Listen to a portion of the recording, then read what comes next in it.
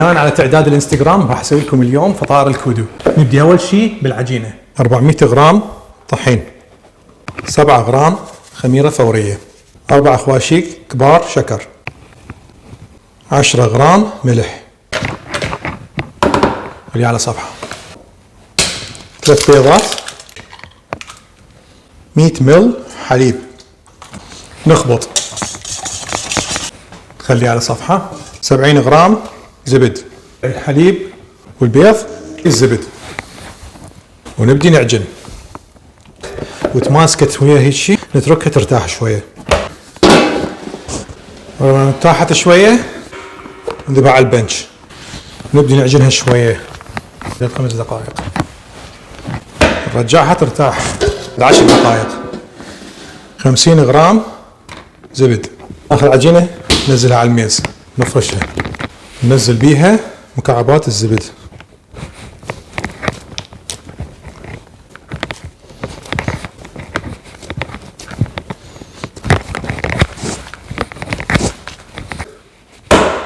ترتاح لمدة نص ساعة. نحضر حشوة الكودو. نجيب جدرية، زيت زيتون، ننزل البصل، ثوم، مكعبات دجاج مثرومة ناعم، خاشوقة صغيرة فلفل اسود، نزل شوية المشروم.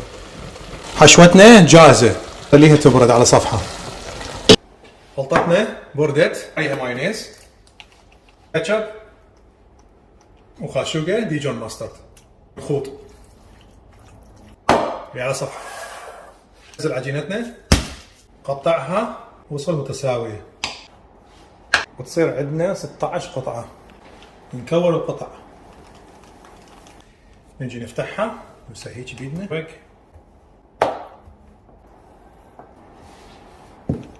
نجيب حشوة، شوية موزاريلا تشيز، شوية تشيدر تشيز،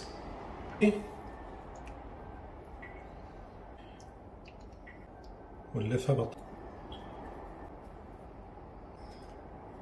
زين نخليها كينج بيبر منظر.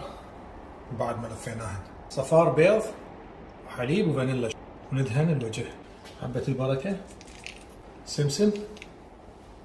هذا الشكل النهائي. خليها على صفحة لمدة ربع ساعة قبل ما ندخلها الفرن على حرارة 200 فوق وجوا لمدة تقريبا 20 دقيقة. مي حار ونخليه بالصينية.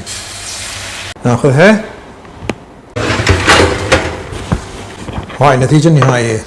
نبوقها.